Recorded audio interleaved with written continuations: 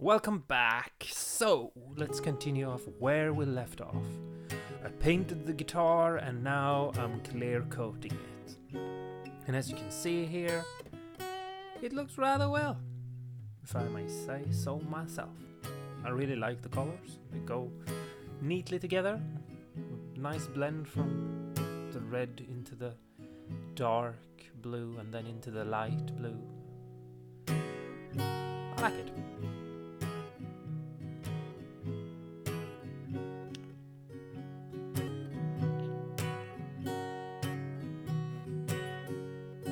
I had some issues with the spray paint. The can actually broke, so I'm not going to be able to get a perfect finish, but oh well, nothing is ever perfect.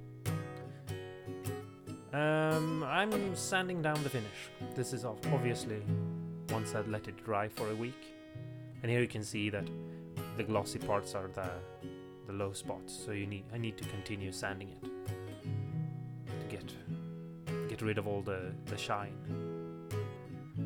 And then once I've done that, I'm clear coating it again, just putting on layers and layers.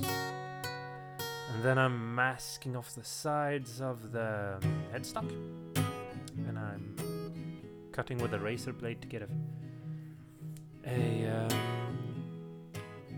even edge. And I'm covering up the truss rod cover, or where the truss rod cover is going to go. And it's just because I don't want any paint to seep in.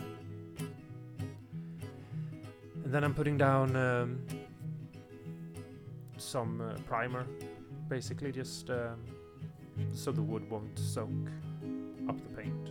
And then I'm using some sandpaper, and I'm going extremely fast, as you can see. And I'm just making it an even surface. And then I'm painting it black. And I'm just putting down, a thin layer of paint, and then I'm just going over it over and over again. And it's just because I don't want the paint to start running, basically. I don't want, streaks or anything like that. So I'm just lightly putting it down. Yeah. And while the paint is drying, I'm removing the tape so I can see the binding, and you can see some paint bled through, so I'm gonna have to clean that up just with a razor blade and some sandpaper. It's nothing fancy or horribly difficult. And then I'm just putting down some true oil to protect the wood. Because, exposed wood on the neck is problematic because, sweat and things like that gets soaked up. And then, because I'm gonna do something fun with the marks on the fretboard, I'm putting down some epoxy clay, and I'm just filling up the gaps a bit because I want an even surface. Because later on I'm gonna fill them with the resin to make them match the guitar body. You'll see it looks really cool. It actually looks cooler in real life than it does in the video.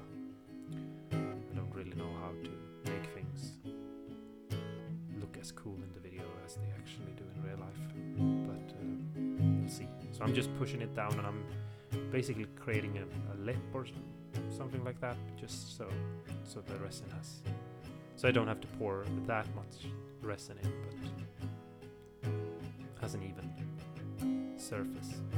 And I'm just cleaning it up and making it look as neat and even as I can while it's still while the clay is still soft. I'll come back later on and finalize it even more once the clay is dried.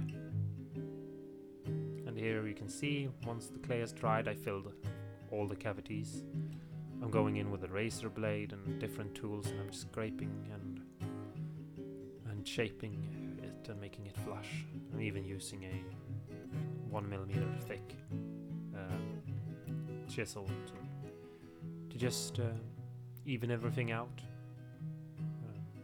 It doesn't have to be perfect at this stage, but it has to be, you know, somewhat even, so that the paint and the glitter and the resin has somewhere to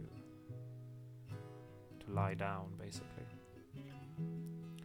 You'll see once I'm done finishing this that it will look really nice, or at least I hope you'll think it looks nice. You might think it sucks or something, but then you can write that in a comment. I don't mind.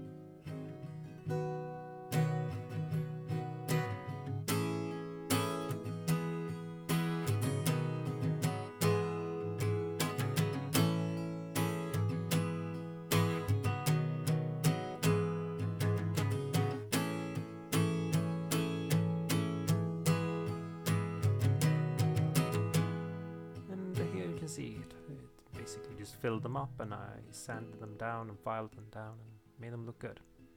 And now I'm putting on some new masking tape, and it's just to protect it.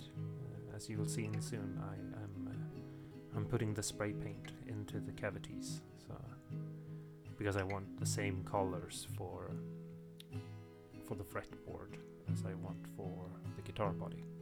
You'll see once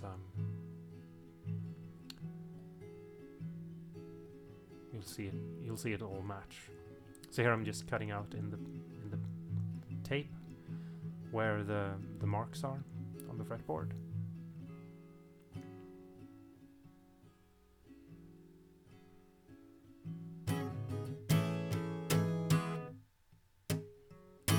Just making sure that it's a clean line in the tape and that it doesn't go over into the wood.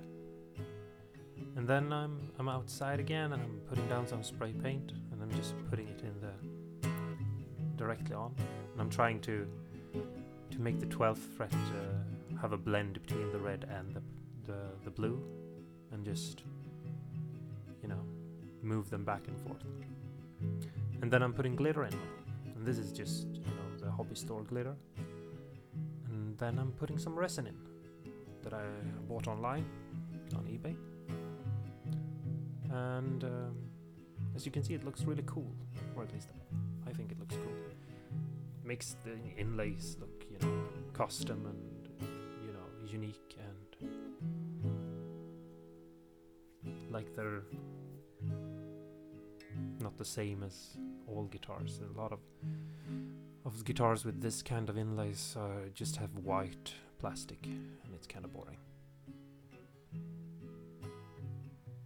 So I thought it would be cool to make them look a little bit different. And then once they're dry, I'm just using a razor blade, and I'm just shaving them down to, you know, make the guitar neck playable. They really need to be flattened a lot. I put a little bit too much epoxy, but it wasn't that difficult. But if I ever do this again, which I most likely will, because I have a lot of cool ideas for different kinds of inlays, I'm gonna make sure not to pour too much, because it was a bit of a pain to get it down to the right size, but it was all right. So here you can see it looks neat and nice, and I'm just starting to polishing them up, just going through different grids and then putting some compound down on them and trying to make them sparkle. It really doesn't come across very well on this this particular picture, but maybe it's the light or the framing, but they do look nice later on. And then I decided that, hey, if I'm customizing the inlays, I might as well customize the buttons. I was gonna buy new buttons first instead of using the cheap one that came with the guitar, but you know, just popping the little metallic plates out and then putting some glitter inside of the cap and then just filling them with resin was not very difficult. Actually, really simple way of making them making custom knobs. So even if you're not gonna, make your own guitar or anything like that, you can definitely do this to a guitar, just to make it a little bit more unique or your own, or whatever you want to call it. So I'm basically just I'm putting down some glitter. I actually have both blue and red glitter inside. It doesn't really look like that, but I was trying to just blend them together, and I'm just using the tip of a knife to move it around, make it even. And then once I'm done, I'm just pouring down some resin. But that's it. Thanks so much for watching. Have a nice week. Bye.